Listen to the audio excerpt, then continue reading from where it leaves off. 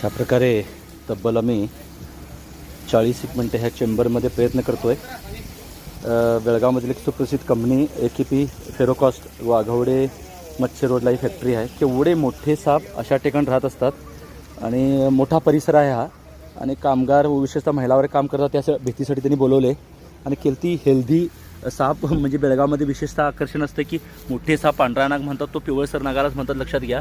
आणि साप जवळपास फार कमी म्हणजे 20 मिनिटं ऑक्सिजन कंट्रोल करू शकतो। मोठे साप तासभर तग धरू शकतात, हे आपल्याला माहिती असणं गरजेचं आहे। समुद्रातले साप तर कित्येक वेळ राहू शकतात, पण ऑक्सिजन घेण्यासाठी त्यांना बाहेर मात्र यावं लागतंय। आणि मग या अगदी पायाजवळनं तो जात होता, तेही तुम्ही बघितलं, लक्षात घ्या।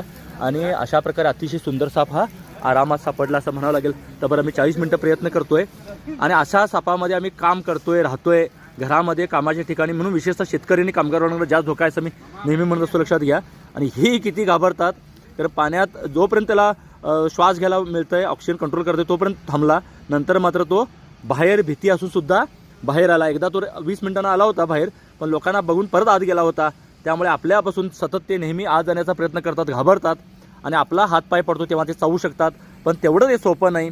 बेळगावमध्ये कारखान्यात साप चावून दुर्घटना घडली, अशी घटना घडली नाही, ही आम्ही पॉझिटिव्ह किंवा सकारात्मक घेणं गरजेचं आहे। साधारण 6 वर्ष वयाचा हा भला मोठा नाग आहे मित्रांनो।